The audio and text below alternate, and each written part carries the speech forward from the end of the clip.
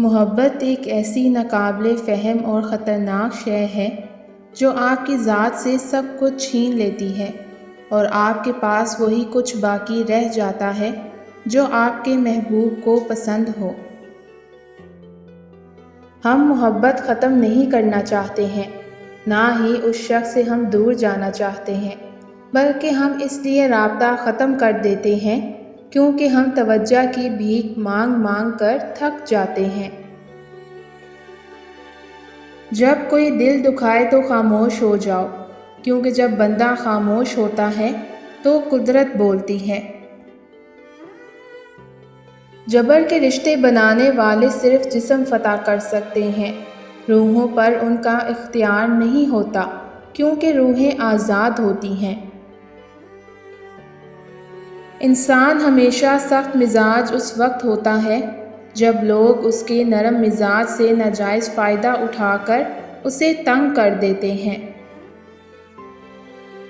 جن کے پاس متبادل ہونا ان کو کہاں فکر ہوتی ہے، آپ روٹھ جائیں یا ٹوٹ جائیں یا پھر مر بھی جائیں، کیونکہ ان کے پاس بہت سے لوگ ہوتے ہیں آپ کی جگہ لینے کے لیے۔ زندگی کے عجائبات میں سے ایک یہ بھی عجوبہ ہے کہ انسان ایسے لوگوں کے ہاتھوں تکلیف اٹھاتا ہے جن کے بارے میں وہ دعائیں کرتا رہتا ہے کہ انہیں تکلیف میں نہ دیکھوں۔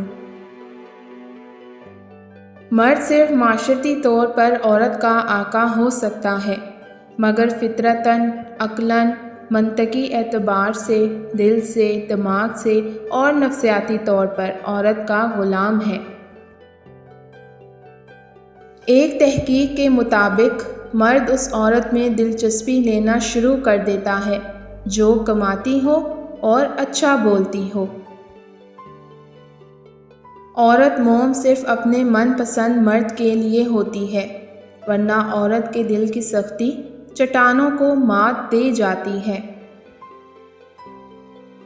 ہر وہ چیز جس کے پیچھے انسان سب کچھ جانتے ہوئے بھی کہ وہ میری نہیں ہے، پھر بھی خود کو تھکا رہا ہے، یہ اذیت بڑی اذیت ہے۔